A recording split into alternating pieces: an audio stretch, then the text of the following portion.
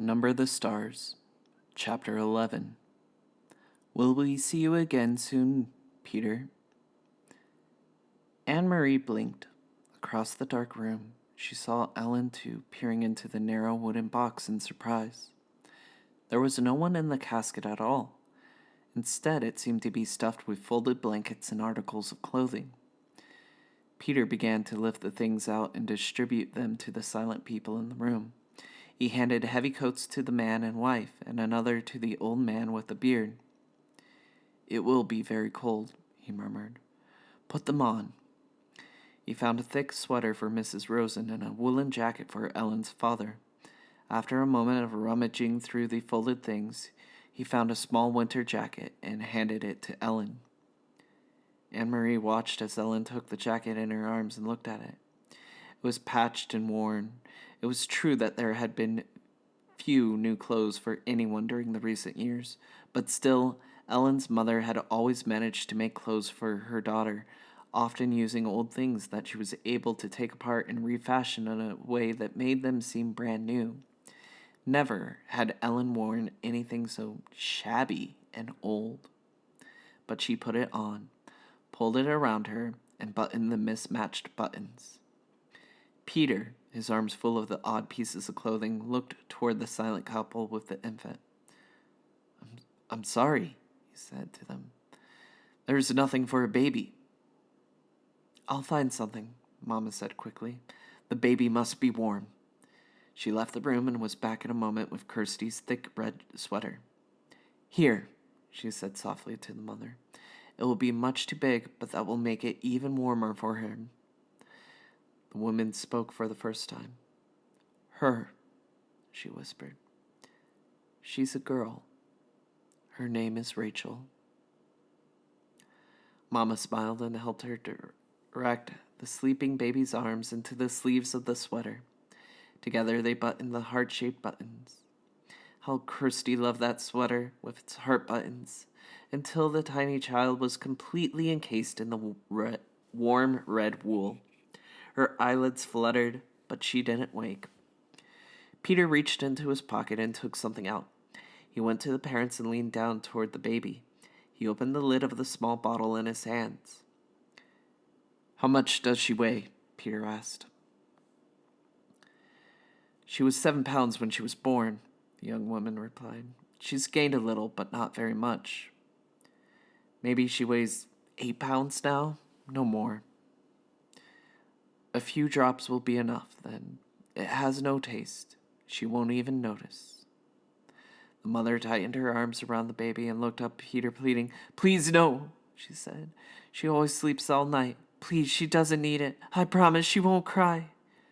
Peter's voice was firm. "We can't take a chance," he said. He inserted the dropper of the bottle into the baby's tiny mouth and squeezed a few drops of liquid into her tongue. The baby yawned and swallowed. The mother closed her eyes. Her husband gripped her shoulder.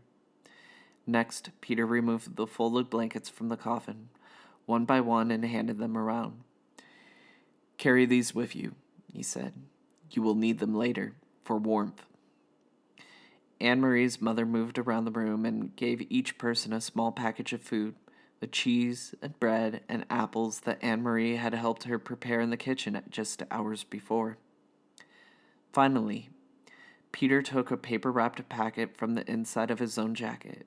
He looked around the room, at the assembled people now dressed in the bulky winter clothing, and then motioned to Mr. Rosen, who followed him into the hall.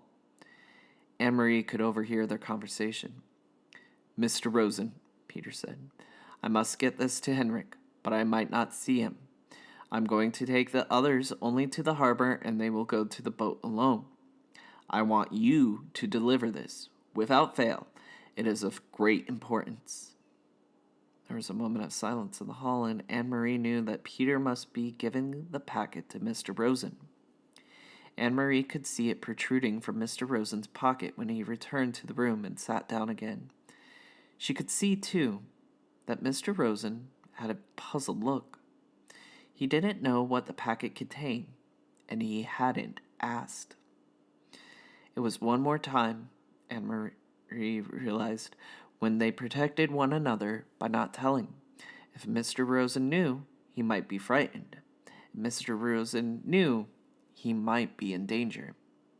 So he hadn't asked, and Peter hadn't explained. Now, Peter said, looking at his watch, I will lead the first group. You, and you.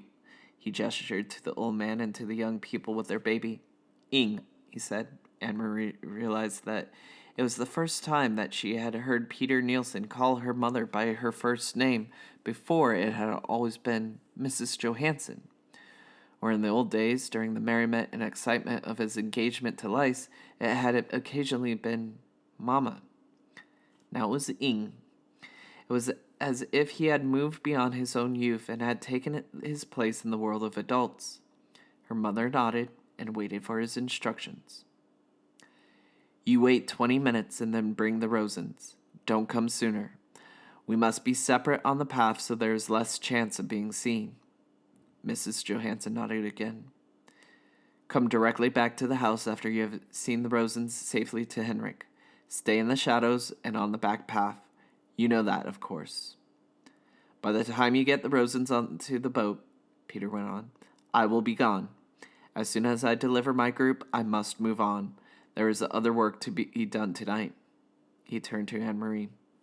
So I will say goodbye to you now. Anne-Marie went to him and gave him a big hug.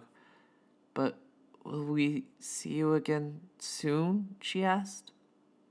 I hope so, Peter said. Very soon. Don't grow much more, or you'll be taller than I am, little long legs. Anne-Marie smiled. But Peter's comment was no longer the light-hearted fun of the past. It was only a brief grasp at something that had gone. Peter kissed Mama wordlessly. Then he wished the Rosens Godspeed, and he led the others through the door. Mama, Anne-Marie, and the Rosens sat in silence.